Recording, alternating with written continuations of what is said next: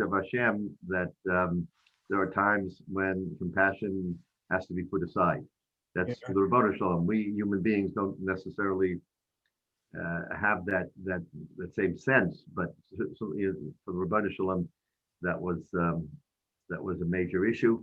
But we should all be misameach and have a wonderful Purim and a wonderful month. I had a chance to excuse me, speak. I forgot one thing to say.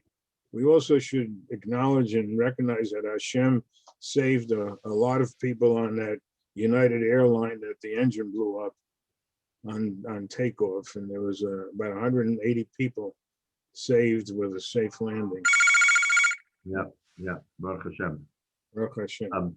I spoke to Sarah Hyatt this past week, just to get an update, and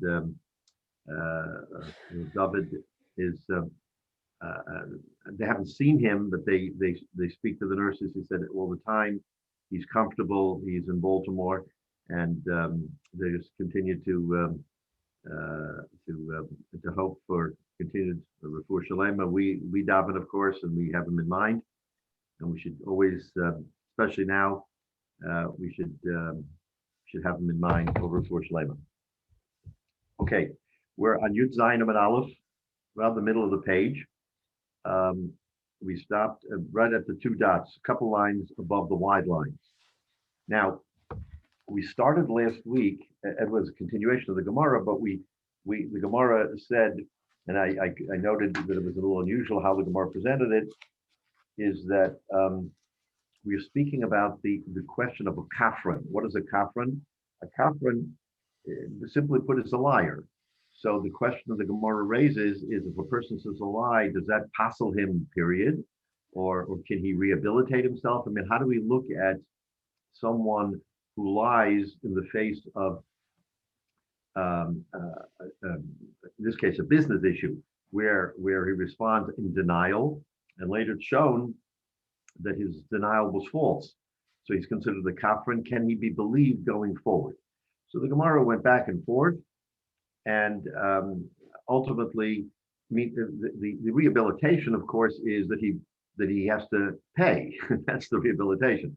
But the question is, so do we believe him when he says I paid, when it's not in front of witnesses? Because everything then has to be done in front of witnesses. The chayra beforehand, you don't have to do it in front of witnesses, but remember the Gemara that Rashi told us, and the Gemara says you have to make a shvuas heses. In other words, you have to make a rabbinic swearing, even if you don't have to do it midoraisa, and you don't have to produce witnesses. But once you create this reyesa, this blemish of being a liar, now you have to pay in front of witnesses. So now the Gemara is going to pick that up right here at the two dots. And again, it's a continuation, but it's a little bit of a different scenario. Amar of Avin or Law Rabbi Yochanan. Rav Avin says in the name of Rabbi Law, says Rabbi Yochanan, if someone is responsible under edict of Bezdin, okay, it doesn't say that, but that's what we're talking about. In other words, the Bezdin requires him to make a shvuah, and he says, I swore.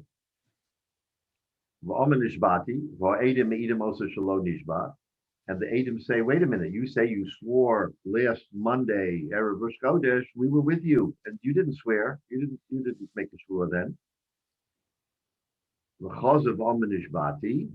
And then he comes and he says, well, okay, I didn't at that time, but I did swear subsequent. Says the Gemara, so that's kind of similar to what we said before, that he's considered a kafran for that shvuah. So if you look at Rashi,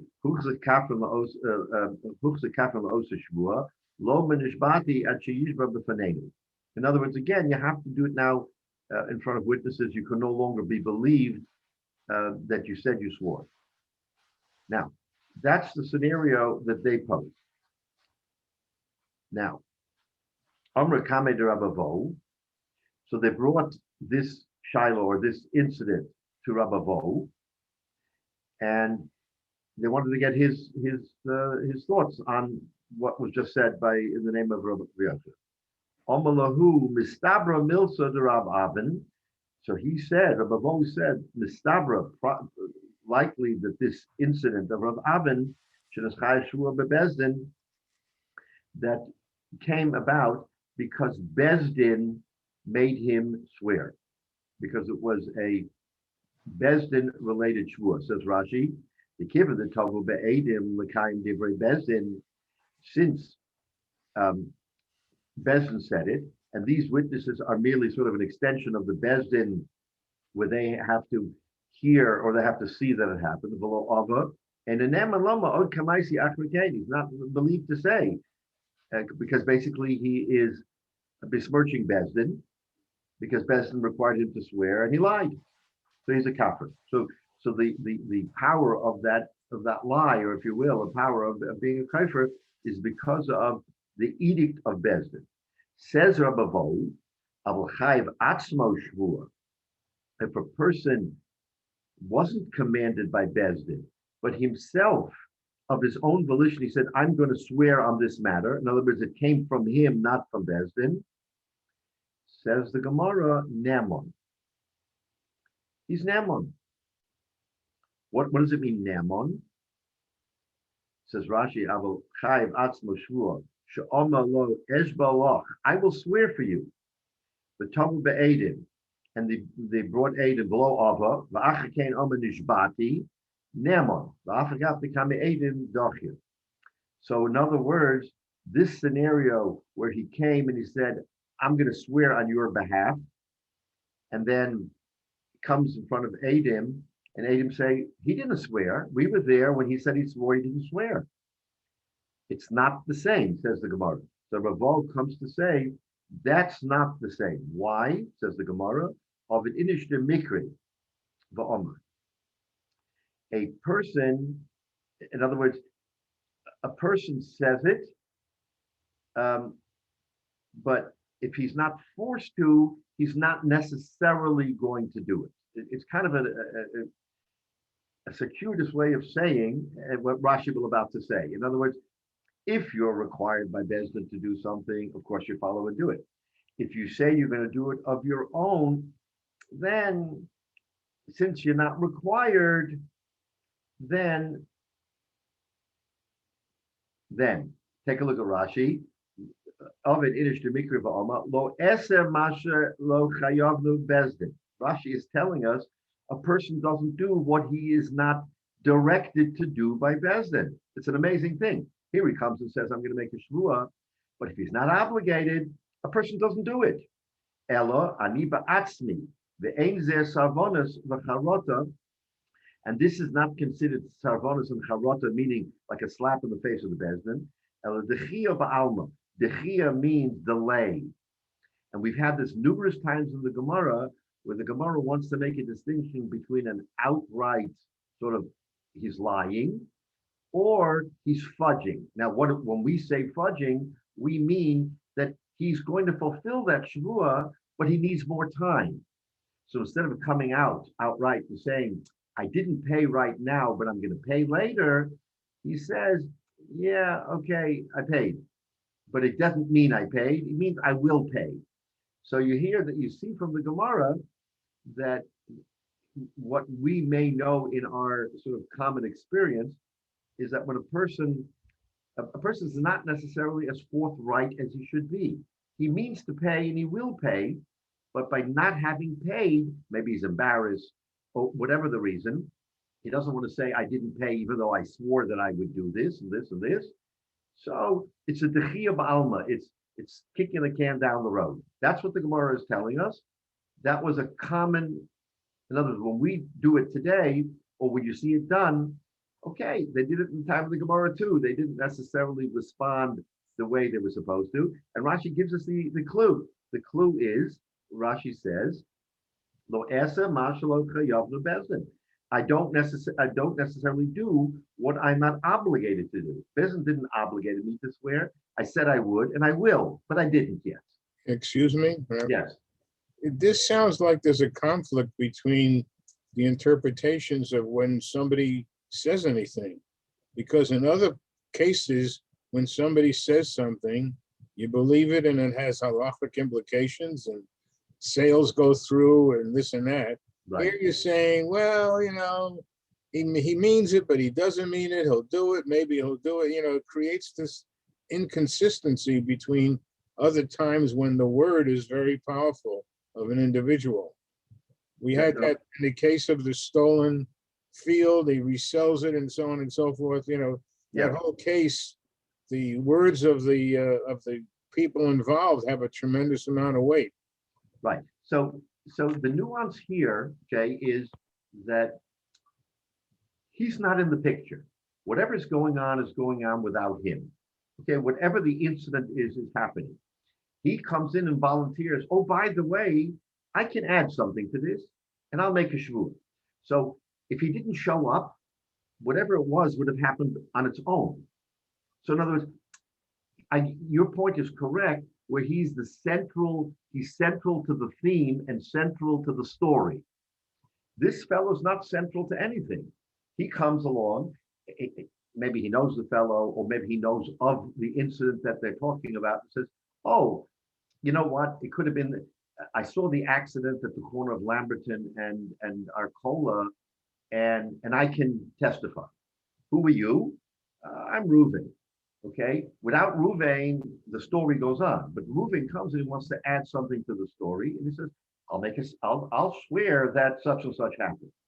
So, okay, that's great. Now, he didn't swear. So is it the same as if he's the central character in a incident where, whether it's a Mekach or Memker, whatever it happens to be, but he's the central figure. So by lying, he's upending the whole story. This fellow is ancillary to the story, but he wants to come in and of his own volition.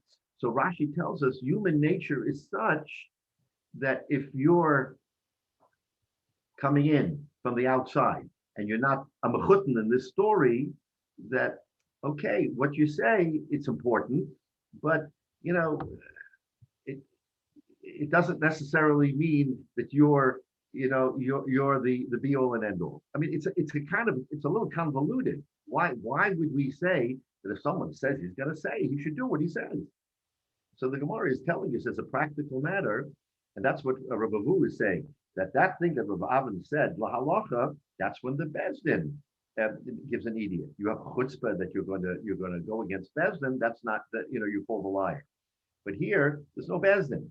And you see the power of Bezdin, that Adim themselves, without the power of the Bezdin behind them, what they say, I mean, they can say he didn't swear, but that in and of itself doesn't passel him. It doesn't cancel him out.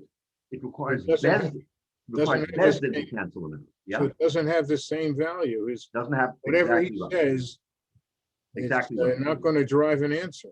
Right. Yeah. So that's the pshat here. When a person volunteers on his own to be part of the story, then his predilection is, yes, of course I volunteer. I'll be part of the story. But give me a little bit more time. I'm not ready. Why he doesn't say, no, I didn't do it yet.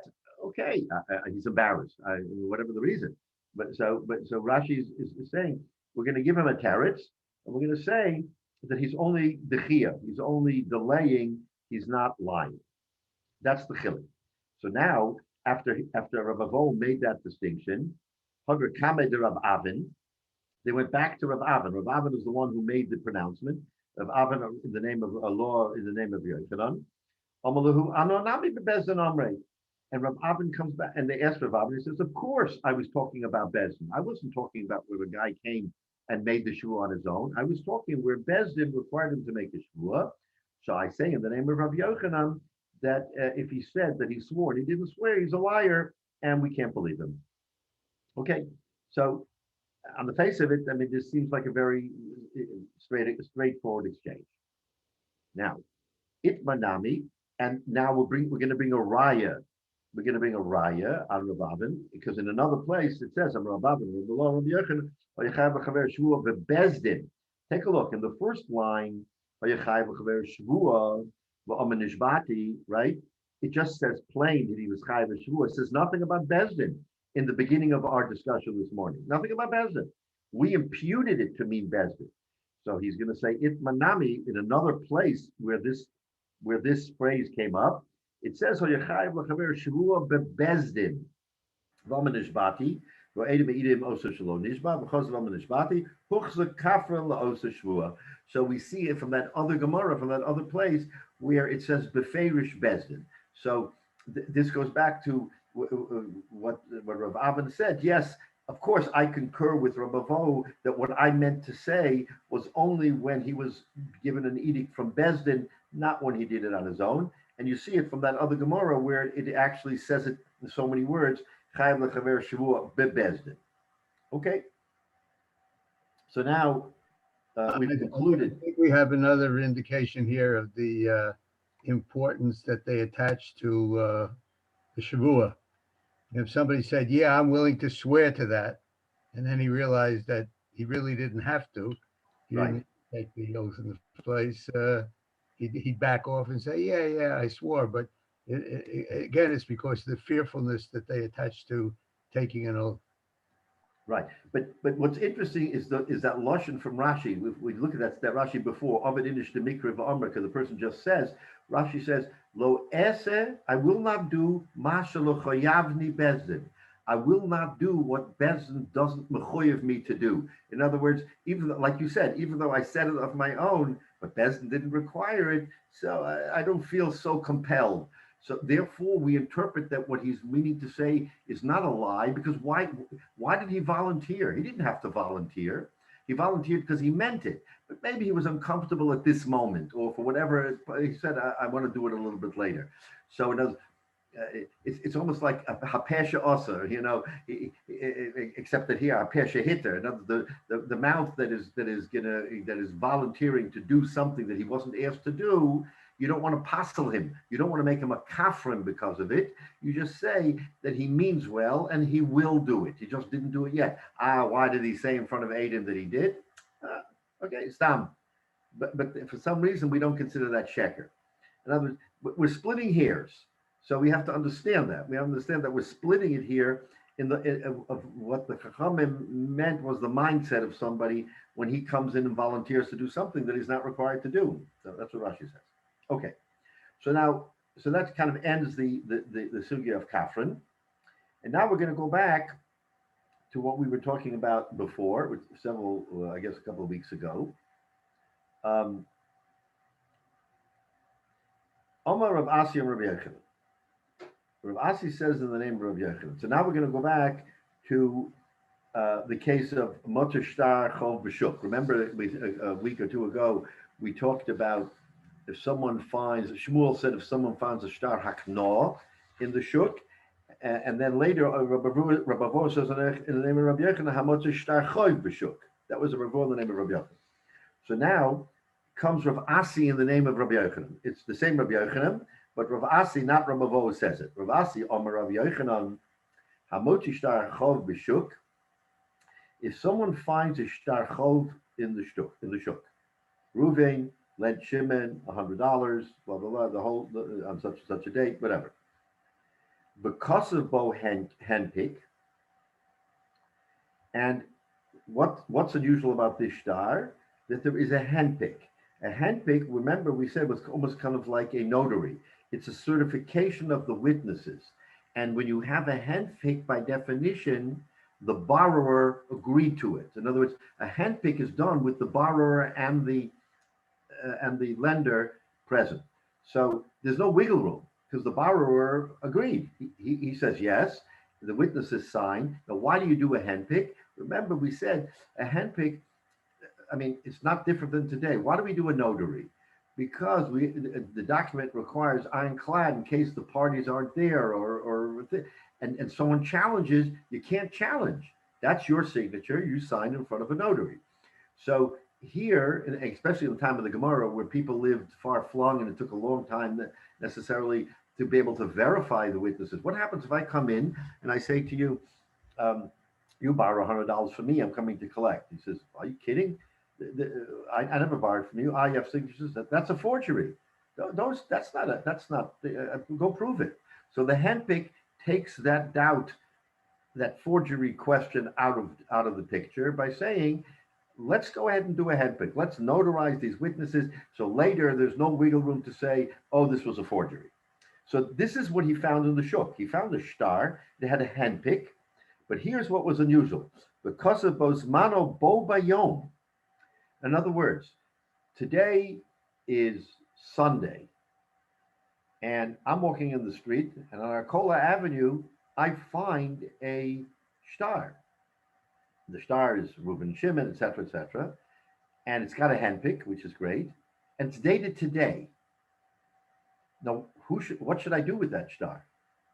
Says the Gemara, Yachziru Labalim. You give it back to the Balim. Who the Balim? The creditor. You give it to the Malvin. Why? A, it has a handpick, and B, it's Bo Bayom. Now, let's see what the Gemara is analyzing here. What's this chiddush about Bo Bayom? Says the Gemara, I mishum kosov lilvos v'lo love.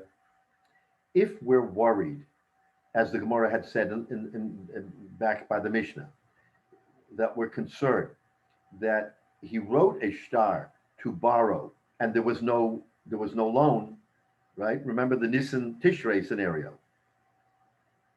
Hakosabo handpick. There's a handpick. We don't have to worry about it anymore.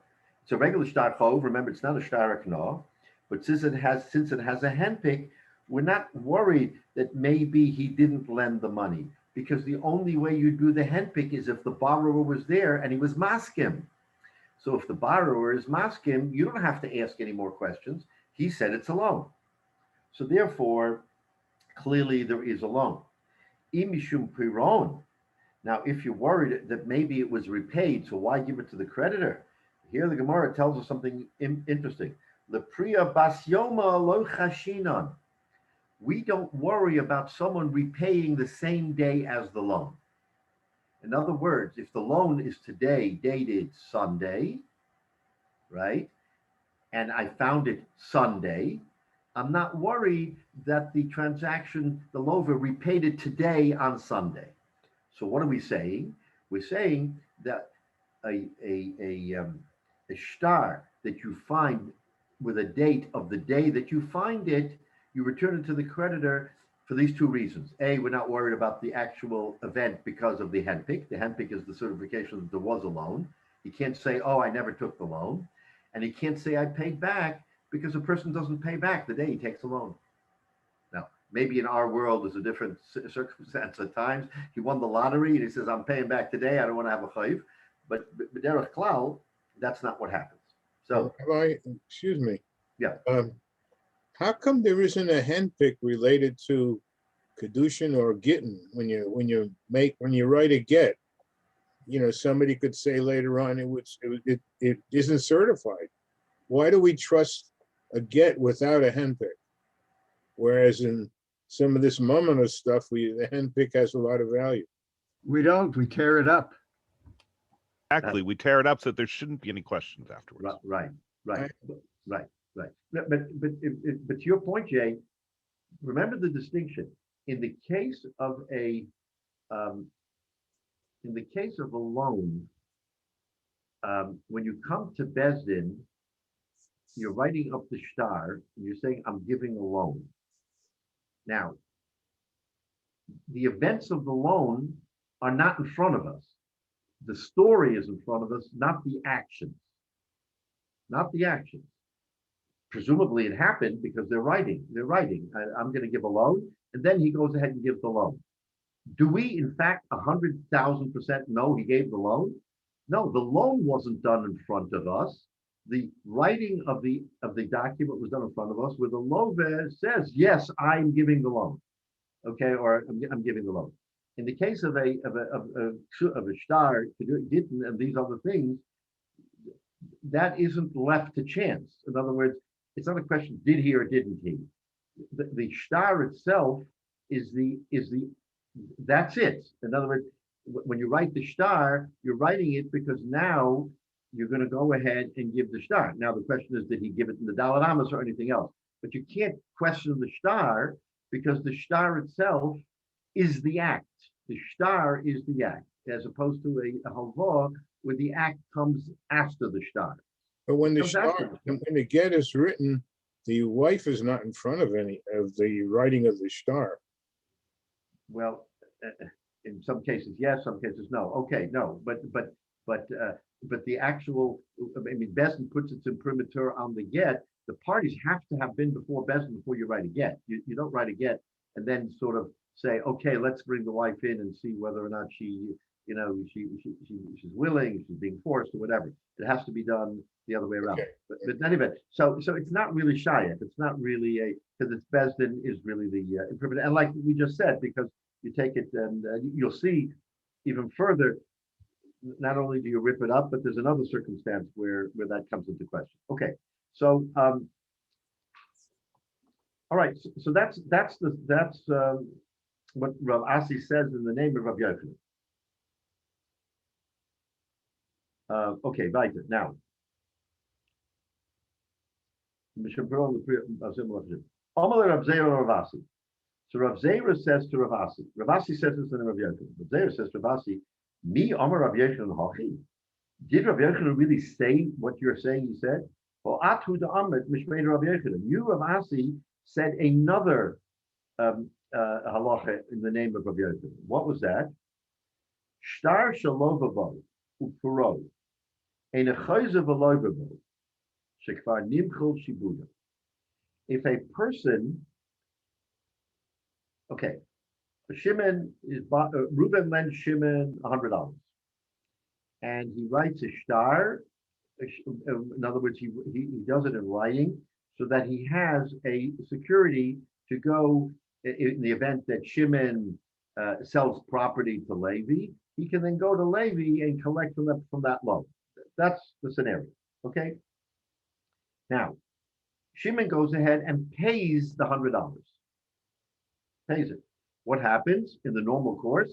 Reuven gives Shimon the loan document. So now Shimon can do what he wants with it, right? He can tear it up, which he should. Instead of tearing it up, he does something different. He wants to go ahead and borrow another $100 from Reuven, and basically take the same document, it's all there, and hand it back to Reuven. Right? He borrows, he pays, he borrows again. Hey, I've got a document. Here it is. Shtar Shibud. Says Rabbi Yochanan, says Rabbi Asher and Rabbi Yochanan, Shtar Shalovabo Puro, Einer Choyzer Veloivabo. You can't go back and use that same document, same $100, no different. The language is the same. Can't use it. Shekvar Nimchol Shibudo, because the Shibud was already Michael, it was paid. So what are we saying? When you write that document, you're saying this $100 should be secured by your property, which means that if you sell the property, I can go collect on the property. When he does it the second time, what the Gemara is telling us is that the language, even though it refers to the same property, there's no longer a shibud. In other words, the shibud only happened the first time. When you're borrowing the second time, it's as if he made him a loan without a shibud. And therefore, if he sold it to a Levi, you can't go collect from Levi on that same document because the shibud, the obligation, the written obligation, was already paid off. So in other words, you can't do it twice. That's what Rabbi Yochanan said. Once you did it, you paid back. I mean, you can do it, but then you no longer have a secured interest. All you have is a regular loan. So take a look at how Rashi puts it.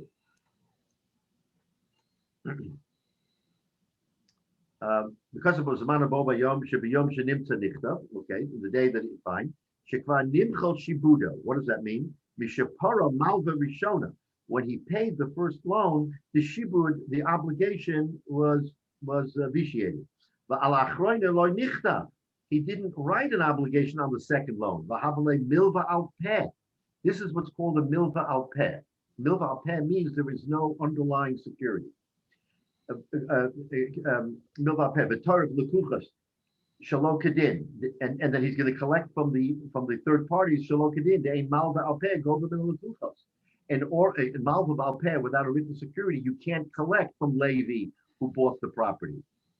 So he's going to want to go ahead and collect from Levi if there's a default, and you can't do it. That's what the Yochanan says. Okay, now, Question. yeah. So this sounds sort of like, because I had this with, I think I mentioned another time with scanning checks. It's like, okay, if you forget to destroy the check and then you try to use it again, it's no good because they figure out, oh, this is the second time around. And it's sort of like that. There might be no physical change to the star, and yet because it's used, it's no good to use again. That's exactly what Rabbi Yochanan says. Because it was used, even though it's identical, same $100, everything the same, but you have one use. It's like a single use check. Now you have to start again and do the whole cycle again. You're not allowed to take the same identical thing and then say, oh, I have the same shibud with the same everything. That's exactly what Rabbi Yochanan is saying. It doesn't work. It doesn't work. So but now we're going to come to the kasha. So in other words, you're saying that we're not afraid of a transaction all in one day. You yourself said, so the Gemara says, Emas. When did this happen? In other words, okay, so let's play it out. He borrowed, he repaid, and he borrows again. When did it happen? Says the Gemara, if you say that on Sunday, Reuven lent Shimon and he gave him the shtar, fine. Shimon came into $100. He wants to immediately repay it to Reuven. He repays him. When does he repay him? He repays him the next day, Mocher, or Tuesday. Okay, and then he says, you know what? But I want to borrow $100 again. I'm going to use the same shtar. I'm going to do all the same thing over again. But he does it not the same day, but a day or two later. Excuse me, question. Can't they just simply cross off the date and change the date and use everything else again instead of hiring a sofer to write a new shtar? Okay, so that's a good question, and the teretz is mistamanat, because we're going to see later. L'chara, that could have been an easy answer to a question. Why not just cross it out and do it again? So mistamanat, because they want a clean shtar, they don't want a shtar with markings, and we do the same thing today. We don't like using an existing shtar and just one strike and putting a date, even though I think technically it's okay if you do it, you initial it. In other words, you show that it's not the same, but they don't like to do that. They don't want to have a shtar that has markings and strikings and things like that. Okay. But more than that, there's another problem with that, which is that you don't even, my understanding from a whole bunch of these things we had previously is that you don't need to actually do that. That we had this whole thing that if you had the shtar in Nissan, but the money wasn't actually loaned out until Tishrei and so on. So if it's worded in a way that doesn't require the loan, because there's no interest, so therefore you don't have the thing that you have in common loans today where you have to worry how many days was the money borrowed. That doesn't matter. Right. So therefore, if it's worded properly, it could be that it was the document was written on the 1st of Nisan, and nobody except the parties involved knows that whether the money was actually loaned out on the 1st of Nisan or the day after Pesach or Tisha B'Av or whatever. So therefore, the fact that the dates weren't, you don't even need to rewrite the dates if this is the first use, and therefore, if it's a second use, rewriting the dates wouldn't necessarily tell you it's a second use.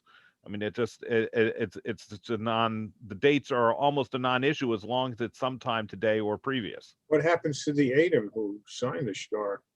Wouldn't that invalidate using it again ever? Well, so that's a good question. In other words, if you have to have Adim, and the Adim weren't there for that shtar, right? Because they were there for the first shtar, not for the second shtar, right? So it just so happens that the question of the Adim wasn't addressed here. It's an interesting question because about the Adim.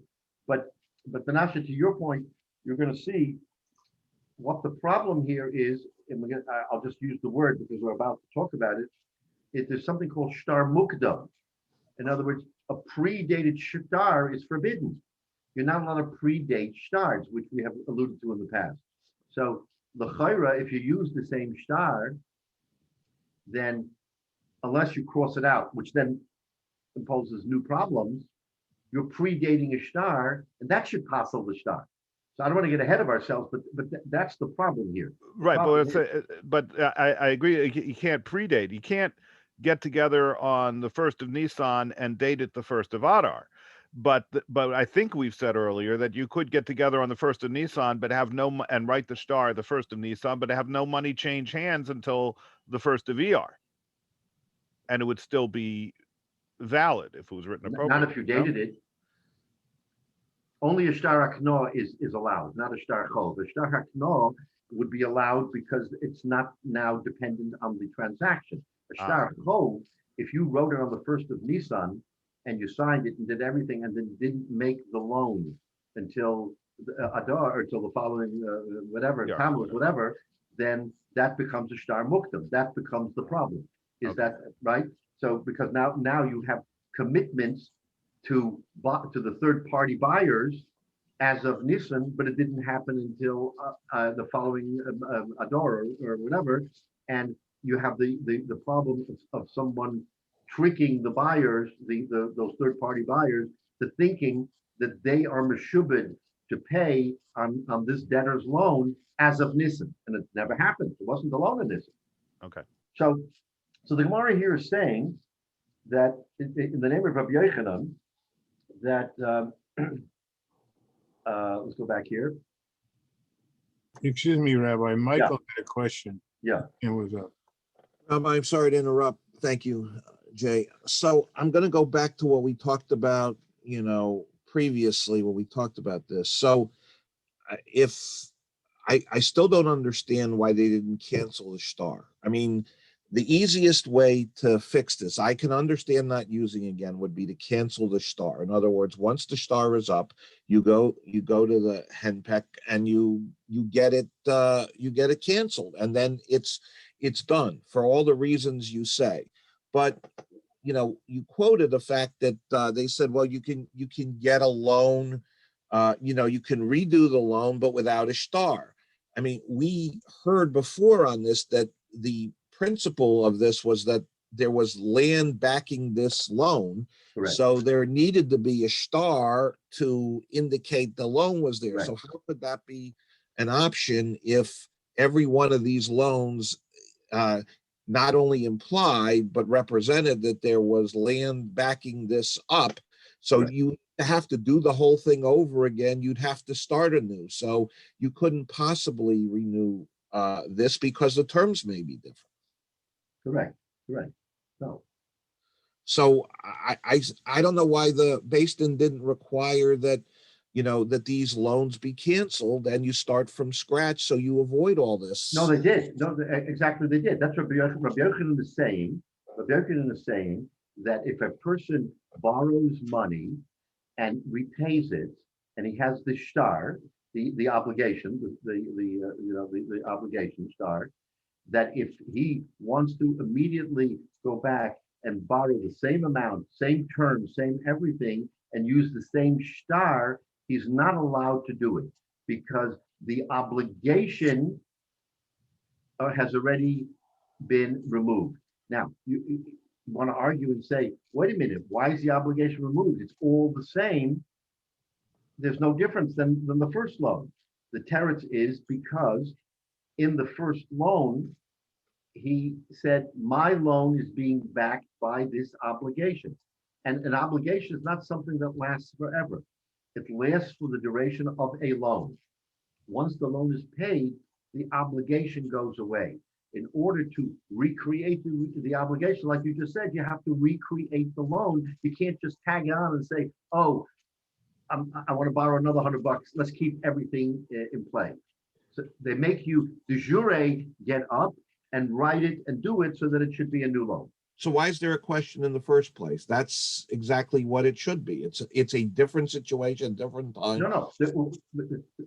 We haven't asked our question yet. Rabbi Yochanan is making this statement. In other words, the kasha here, we're in the middle of a kasha. That makes it a little bit of a problem. Right. So in the name of Rabbi Yochanan, that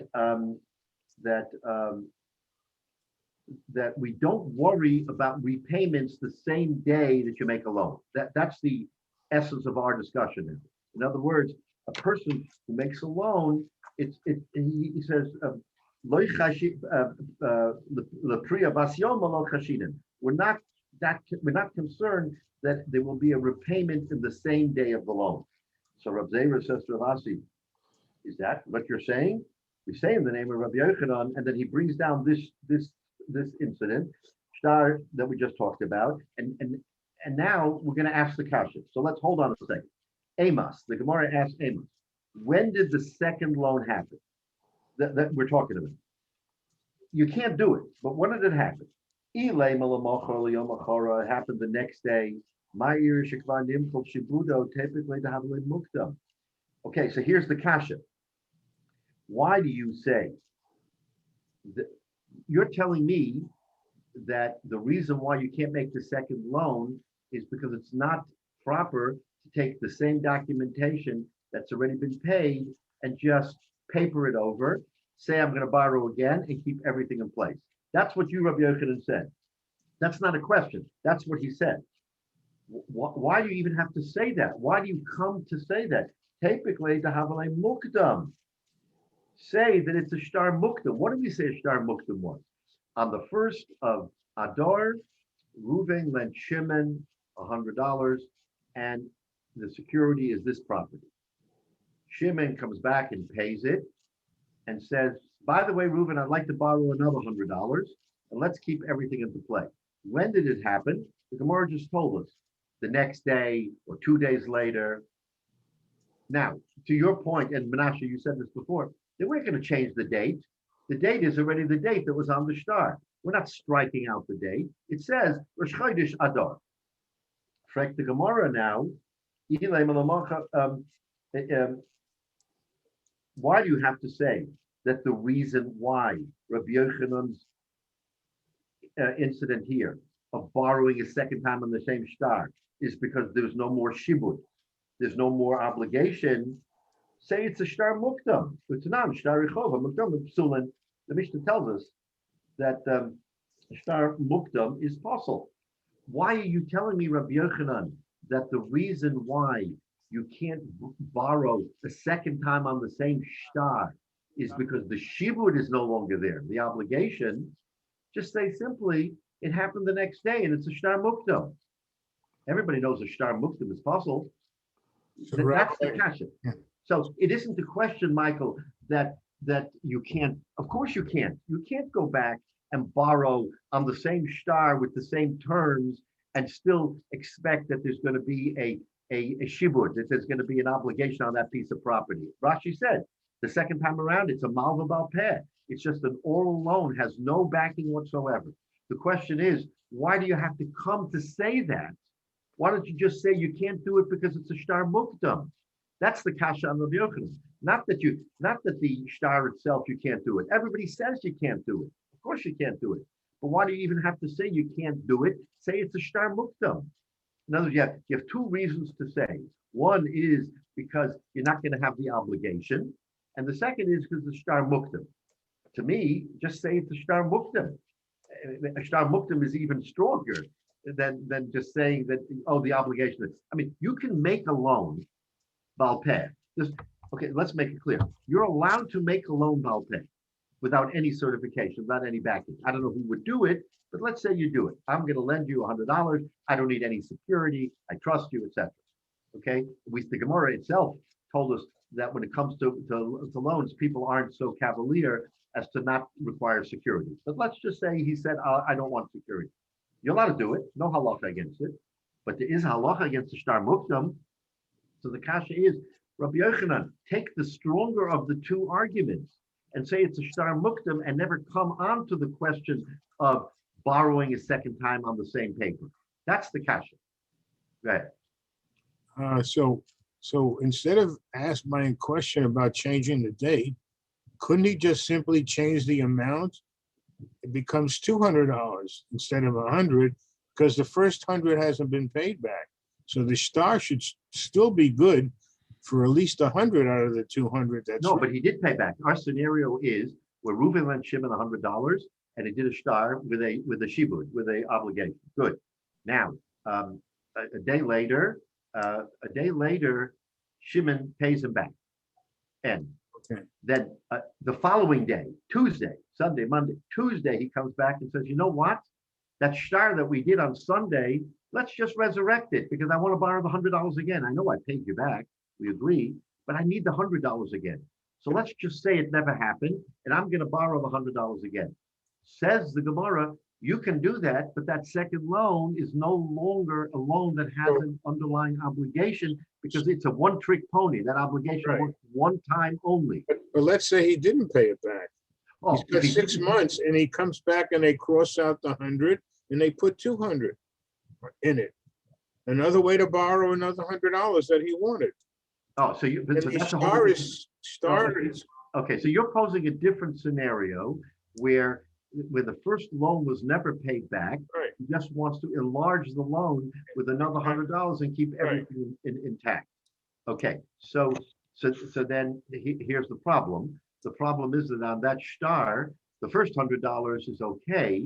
The second $100 is a shtar mukdam, because once you borrow another $100 on that same document, you need to have the document correctly stating the facts. It's not correctly stating the facts because it still has Rosh Chodesh Adar on it, and you're borrowing it in Nisan.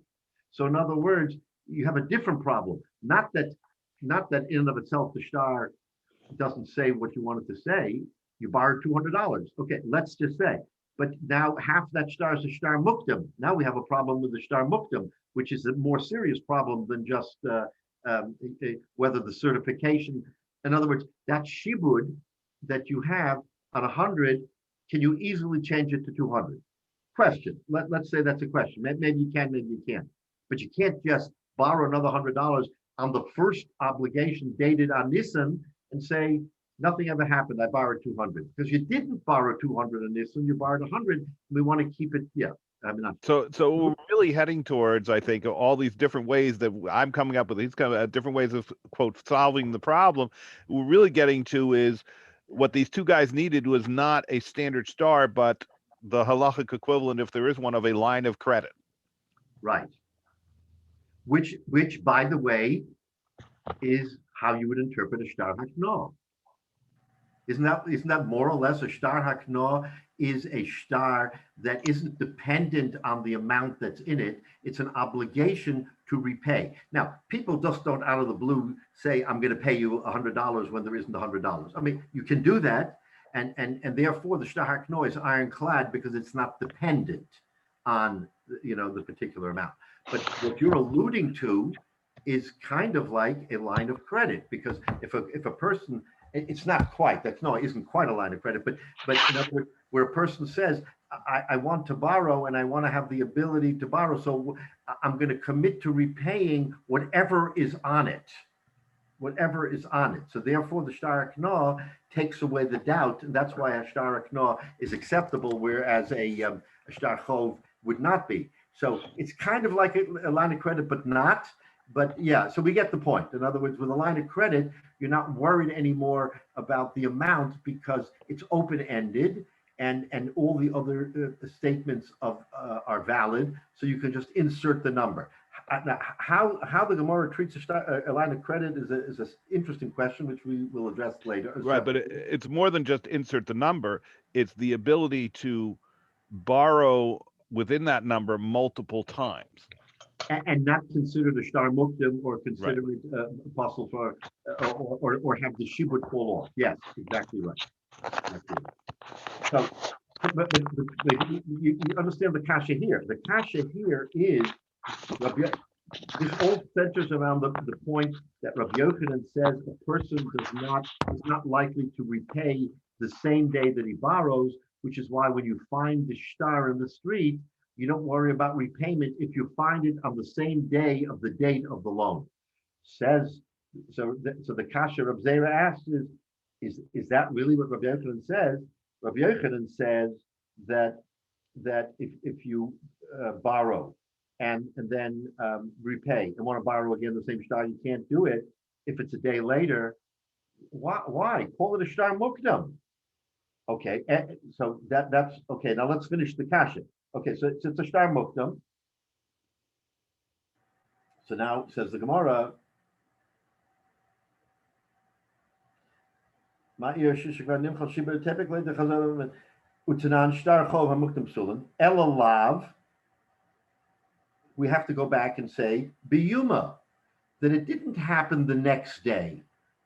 In other words, this incident where he borrowed and repaid and then borrowed again didn't happen a day or two later. It happened the very same day, right? Because of this mukdam question. So what happens? Reuven lends Shimon on Sunday morning. He lends him $100, and you're obligated on a piece of property. Everything good. Sunday afternoon, Shimon's cousin comes from out of town and he gives him a gift of $100. Shimon runs back to Reuven and says, "Here's your $100. I'm paid off. I don't have a shibud."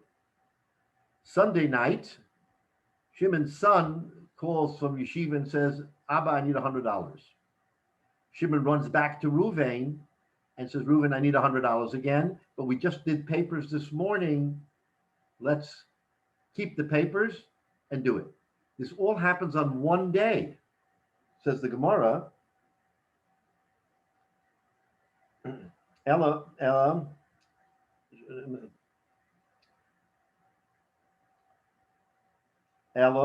biyuma. It happens in one day. Alma peroi inish biyuma. So we see a person does repay on the same day. How can you, Rabbi Yochanan, say that a person doesn't repay the same day? Therefore, when you find that shtar in the street, you return it to the creditor. This incident of Rav Asi has to be speaking about the same day, because if it's speaking about a different day, which the Gemara just said we thought it might, then it's a shtar mukdam, and it's bechlal pasul. So it can't be a shtar mukdam. Therefore, it will happen on one day. And you see that a person can repay. How can you, Rabbi Yochanan, say that a person doesn't repay in one day? That's the real kasha. Now, our discussion is circular. It's an important discussion, but the point here is he wants to show that it had to have happened in one day. Because if it happened on different days, it's a shtar mukdam. And we can't be talking about shtar mukdam, so we're talking about where he borrowed, paid, borrowed all the same day. And you are saying that if you find that shtar in the street, you return it to the creditor. Why do you return it to the creditor? Why do you return it to the creditor? Maybe it was paid off. Maybe it was paid off. We don't know that it can't be paid off on the same day. That's the kasha. So the kasha is a little stronger than the answer, because he says, "Amalei mi ko amina deloy piroi klal lo shchicha inish di piroi." So he answers him. He says, "No. I didn't say that you never repay. I said it's not likely that he'll repay. In other words, let's call it 95%, 98%, that he won't repay on the same day. Therefore, when you find the shtar, it's more likely than not that it still belongs to the creditor because he hasn't been paid. Therefore, we give it to the malveh because of the likelihood. So it can happen. So for purposes of of reborrowing the second day, in other words, the second case of Rav Asi, there we passel it and we say you can't do it. So his answer is, I didn't say with absolute certainty that it doesn't happen on one day. The lo shchichi, that says the Gemara, Ma'u detema, you would think Hai Mifra Para, Hai the Oma Lo Parati, Mishum de Kave, the Kavoy Mahada Lemizba Bezimna, Achriti, Lupshuti de Safra, Kashinan, Chayish, Kamash Balan. So, in other words, two separate incidents. In the case of Rabbi Yochanan, where Rabbi Yochanan says that if you find a shtar in the street and it's dated the day that you find it, the overwhelming likelihood is that it wasn't repaid. Therefore, you give it to the malveh.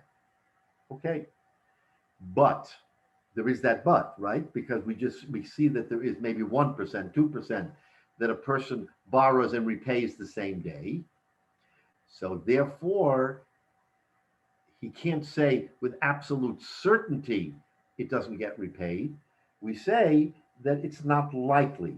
Now, why so in the case of Rav Asiyah or Rabbi Yochanan, where he borrowed and repaid and then borrowed again, so you would think that you're allowed to do that. Why? And someone said before, I mean, Jay, or someone said before, because it costs money to do a shtar. So the borrower has to pay. So the borrower says to himself, wait a minute, I just borrowed, I repaid, I'm borrowing again. I have to go back to the sofa and pay him another $5 to write up the shtar? That's money. I don't want to pay him another $5 to write the same shtar that I just had this morning. Therefore, Rabbi Yochanan says that you can't do. You can't, that if it happens in one day, because we're concerned it might happen in one day, even though repaying a loan isn't likely, but repaying and borrowing the same day, because of that, I have to say with certainty that you can't do it. So it's no longer a kasha. The whole kasha of Rabbi Yochanan was, why does Rabbi Yochanan have to say that in the case of borrowing a second time, we say that you can't borrow a second time, it's not allowed. Just say it's a shtar mukdam. Teretz is that it could happen the same day. So it's not a shtar mukdam. And if you didn't say specifically that you can't do it, I would think, sure, we're going to give the lover a break. Why should he have to pay the sofer a second time? We're going to allow him to do it. Therefore, Rabbi Yochanan has to say specifically that you're not allowed to do it. And you can't ask him the kasha about shtar mukdam because it happened the same day. So what the Gemara is trying to answer here is, our problem is that if it happens the same day, there are two incidences and one contradicts the other, right? Because if it happened the same day, then we have this problem. But if we say it happened the same day, then why return it to the creditor? Why are you giving it to him if it's a possibility it belongs to the loven? So the Gemara wants to tell us the likelihood of someone doing it is 99 to 1. It won't happen. But if it should happen, so in other words, we're not worried about it with respect to giving the shtar back to the malveh. We don't worry about it. It's not going to happen, likely. But when it comes to shtar shibud, which is a whole different story, there we have to be worried that he is going to do it on the same day, because it's possible he'll do it on the same day, even though not likely, but we have to cover the possibility that if he does it, then Rabbi Yochanan says it's not allowed. You can't do it because he might think, no big deal, it's all the same. I'll just save myself $5 and I'll do it. Says Rabbi Yochanan, you can't do it because it can happen on the same day. So it's kind of like, eating with your right hand or eating with your left hand. Everybody eats 99 times if he's a righty out of his right hand. And one time on the left, we don't worry about it. But there's still a left hand. You still have that minute possibility. So Rabbi Yochanan has to account for that minute possibility that maybe, just maybe, he'll repay and borrow on the same day, and he'll think that the shtar is okay, and it's not okay. Says Rashi.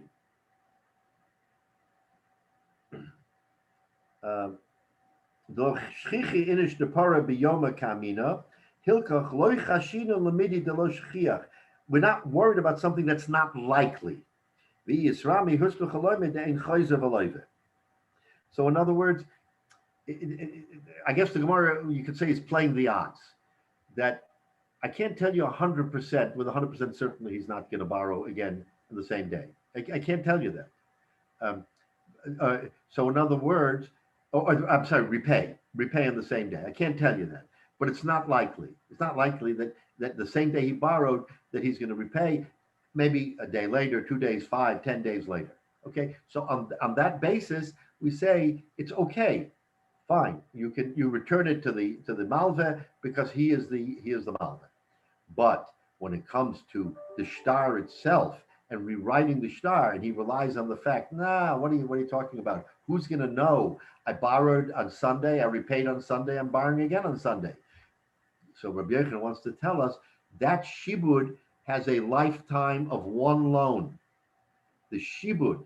And that's all we care about, because you can borrow a second time, but it's a malva ba'al peh. Let's not confuse it. You can borrow 3 times on the same day, except that it's a malva ba'al peh. You have no security. You want your security interest.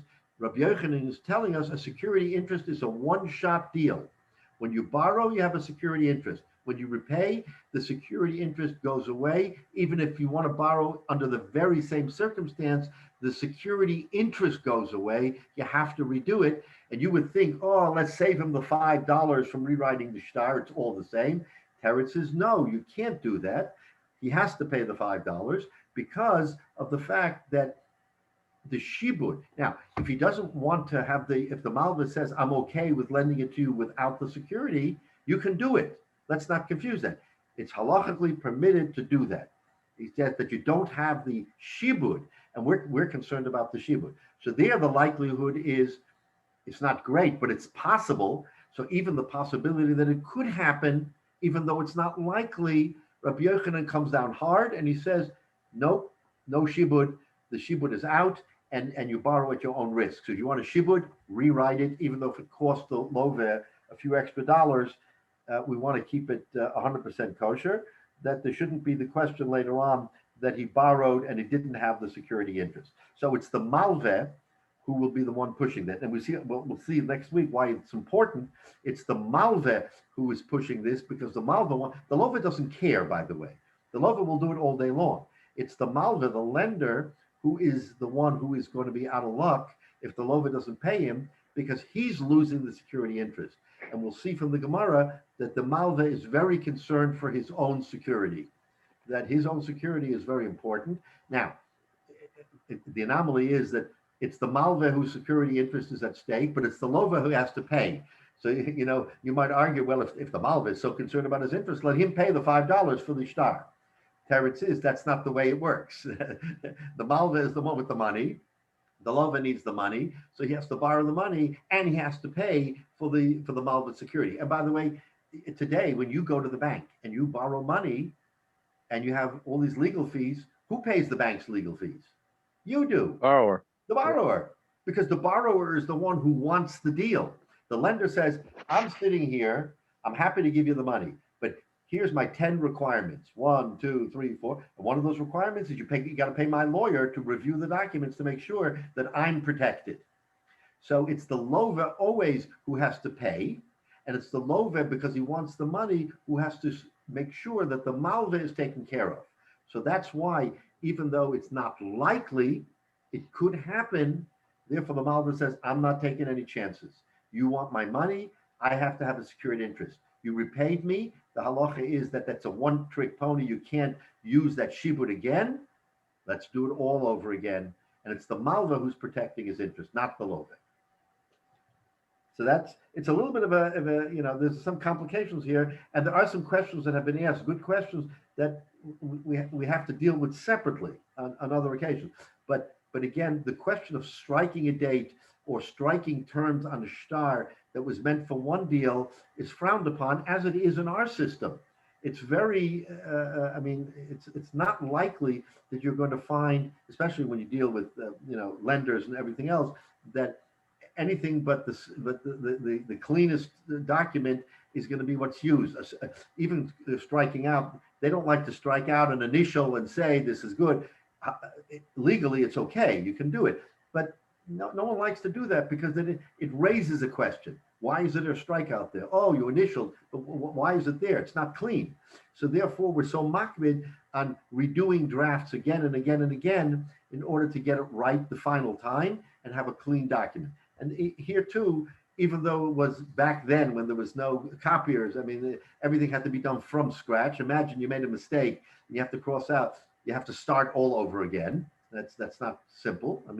But nevertheless, that's how we ensure that there won't be problems in transactions when there's a cross out, a strikeout, an initial, and everything else.